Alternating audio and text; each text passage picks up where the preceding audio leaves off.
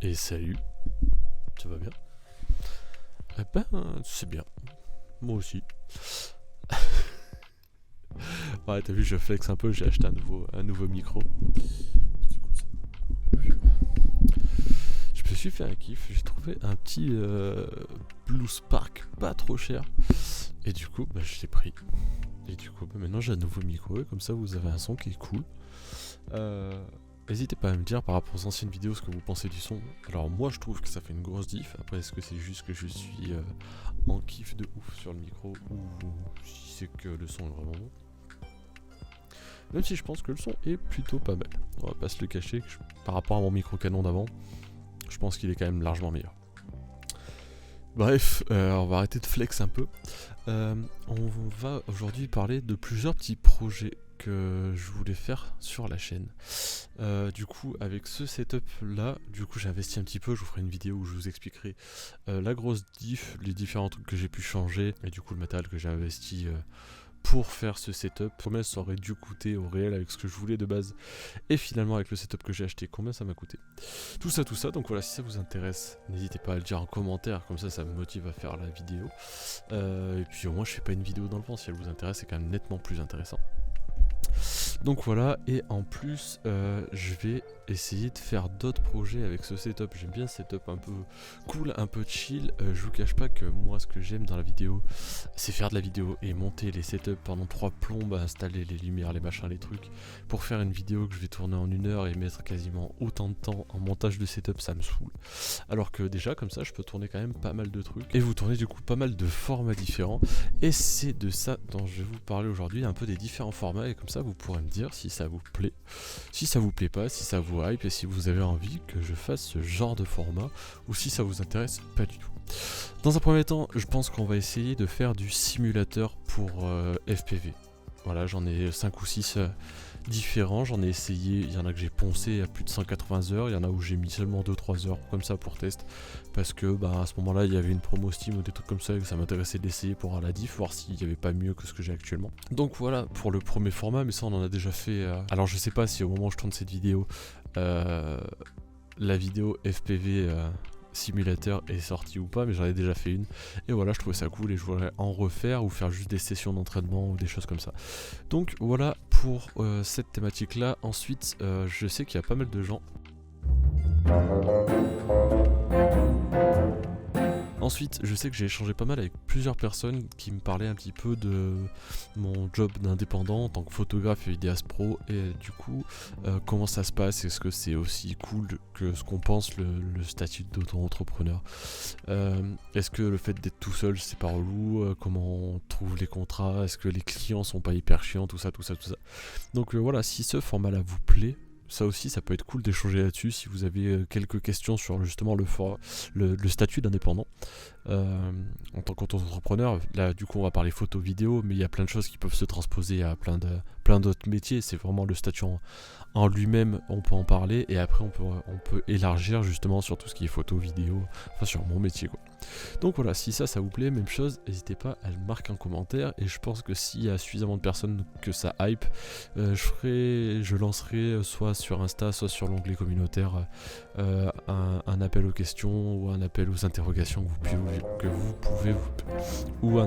je lancerai un appel aux questions sur toutes les interrogations que vous pouvez vous poser sur justement ce métier d'indépendant. Alors ensuite, là j'ai déjà un peu commencé, mais je pense que je vais préciser le truc. Je vais faire des tutos sur les logiciels aussi, sur Photoshop, sur Lightroom, sur Premiere Pro, un petit peu d'After Effects, mais vraiment un petit peu. J'aimerais bien aussi essayer DaVinci. Et du coup, tout ça, vous le faire en vidéo, partager un maximum de choses, des petits trucs que j'aurais peut-être aimé avoir avant pour progresser plus vite en photo, progresser plus vite en vidéo, pas me galérer des plombes à chercher au milieu de vidéos pour avoir l'astuce qu'il me fallait.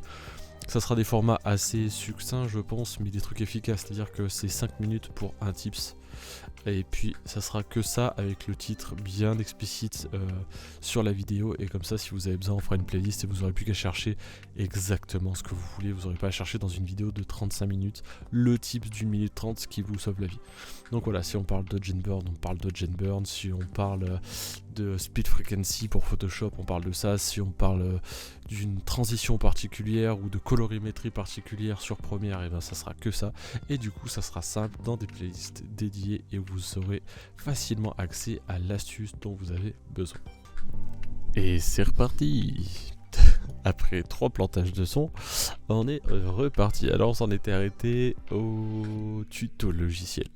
Alors ensuite, j'ai essayé de pas mettre le micro devant ma quiche. Je sais qu'Amixem, quand elle a changé de studio, il l'avait fait et j'ai trouvé ça hyper agaçant. On va essayer de pas faire la même chose. Alors du coup, ensuite on va parler des lives. Alors là-bas j'étais hyper chaud pour faire des lives parce que Cyril de la chaîne des tests de Cyril m'avait chauffé de ouf pour faire des lives.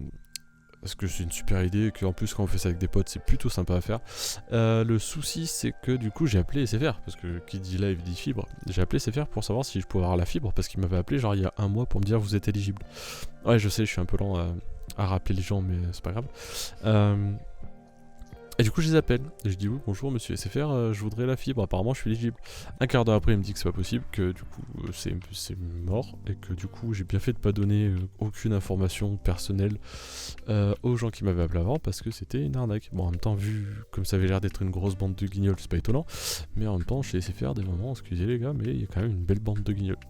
Donc pour les lives c'est un peu mort. À part si c'est pour traiter d'un sujet un peu spécifique, je peux prendre une perche à la selfie et faire un face cam avec les DJI, non ils sont pas là, avec les DJI mic dans la forêt en 4G. Si c'est pas trop un gros live, un truc comme ça, je pense qu'on peut faire un truc comme ça. Par contre ça sera pas trop tard parce qu'à partir de 20h30 il fait nuit et après c'est relou. Mais dans le principe ça peut être cool, et je vais surtout essayer d'appeler lundi Orange pour voir s'il y a moyen que eux ils me mettent la fibre. Voilà. Ensuite, pour les 2 derniers formats, ils se rejoignent un petit peu. Le premier c'est j'aimerais faire des vidéos réactions à vos créations, à vos photos, à vos vidéos, à vos dessins, pourquoi pas. Ça peut être cool. Par contre on va se dire tout de suite les choses, c'est-à-dire qu'on va être honnête à 100%. C'est-à-dire que si je trouve que ça défonce, si je trouve que c'est pas top, c'est pas top. Je vous expliquerai pourquoi par contre, mais je tiendrai aussi en compte du nombre d'années que vous pratiquez tel ou tel art, tu vois. Après en dessin je serai pas forcément le mieux placé parce que je suis quand même une énorme quenelle, mais par contre de par mon métier de photographe et d'idéaste, je arriverai à peu près à décerner par exemple des problèmes de lumière. Si la lumière tape sur la droite et que la partie éclairée elle est sur la gauche, je peux avoir ce genre de truc. Mais dans tous les cas je vous dirai la vérité et je vous dirai vraiment ce que j'en pense, et comme vous sur mes vidéos, on fera ça de manière constructive, on fera pas ça juste pour mettre des tacles. Et salut la compagnie, c'est moi en train de monter la vidéo. Juste je voulais faire une petite parenthèse sur ce que j'étais en train de dire là actuellement, c'est que ça va être un avis subjectif, donc ça va être mon avis, on parle d'art, donc forcément c'est quelque chose qui va me regarder moi avec mon ressenti artistique sur vos créations. Voilà, donc ça n'engagera que moi ce que je vais dire, faudra pas prendre ça pour une généralité, mais il me semble important de le préciser. Vous savez comment c'est sur YouTube, il faut toujours préciser, faire des disclaimers pour tout ce qu'on fait.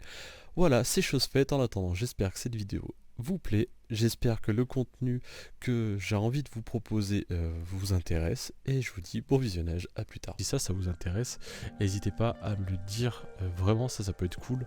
Vous m'envoyez vos vidéos, vos photos, et puis je vous dis vraiment la retouche, le montage, les transitions, tout ça, si à mon avis c'est cool, si on peut faire des modifs pour l'améliorer, tout ça. Ça peut être hyper stylé. Et du coup le deuxième format qui est un peu dans la même veine, c'est vous m'envoyez vos photos, vos vidéos, et moi je fais un post-traitement dessus, c'est à dire que votre photo je la retouche et je vous la file après, en vrai. C'est-à-dire que vous me filez vos photos en RAW, pourquoi pas avec une photo déjà retouchée, moi je la retouche sans voir votre retouche à vous, ça fait plein de fois retouché mais c'est pas grave, et une fois que j'ai fini justement le post-traitement, je regarde et on compare les deux, et ça peut être je pense plutôt stylé en vrai, parce que 100% elles se ressembleront absolument pas les photos, je pense. Donc voilà pour l'ensemble des petits projets que j'avais à vous proposer ce soir. Je trouve ça plutôt intéressant d'essayer de varier, de faire des choses sur ce setup là un peu cool. Donc si ce format là vous plaît, si ce setup vous plaît, alors petit à petit j'essaierai de le faire évoluer. Même chose, du coup comme je disais, je pourrais aussi vous montrer un petit peu le matos que j'ai utilisé sur les 2-3 premières vidéos que j'ai faites et comment je l'ai fait évoluer, combien ça aurait dû me coûter et combien ça m'a coûté au final. Donc ça, si ça vous intéresse, même chose, mettez-le en commentaire. Voilà, la vidéo est déjà pas mal longue et il n'y a qu'une caméra, je conçois que c'est pas forcément le plus dynamique des montages, mais n'hésitez pas à me dire si ce format vous plaît. Et moi en attendant, je vous dis à la prochaine. Ciao.